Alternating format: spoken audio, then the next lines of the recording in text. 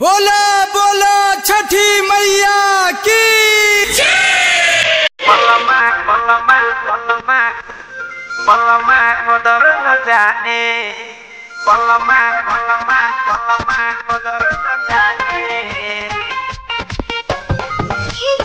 साजन छोटी माई की पूजा के छोटी माई की पूजा के बलमा कदर न जाने छोटी माई की पूजा के ये सखी बलमा कदर न जाने छोटी माई की पूजा के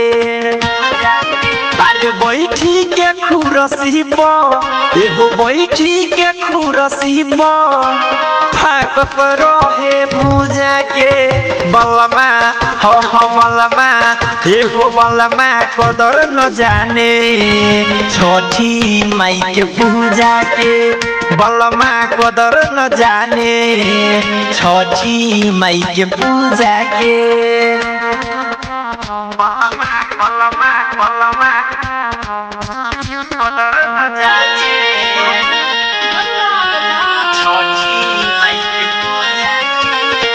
ओ पिले न सखिया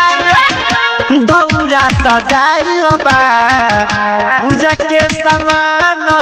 भी कुछो न किनाइल बा होली के कराची लाके लाबे फल फूल जाके कैसे के समझाई एगो कैसे के समझाई हम पागल भई बुझा के बलमा हो बलमा एगो बलमा कदर न जाने छठी माई के पूजा के बलमा कदर न जाने छठी माई के पूजा के बलमा बलमा बलमा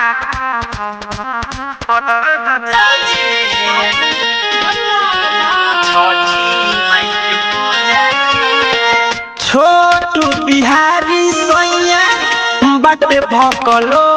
हो गमन के सखिया रे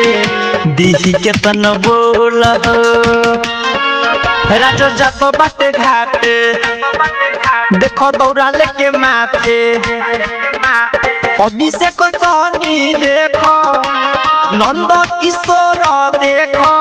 नहीं उठे छोरी भूजा के बलमा हो बलमा एहो बलमा कदर न जाने छठी माई के पूजा के बलमा कदर न जाने छठी माई के पूजा के रिकॉर्डिंग स्टूडियो मेजरगंज सीतामढ़ी।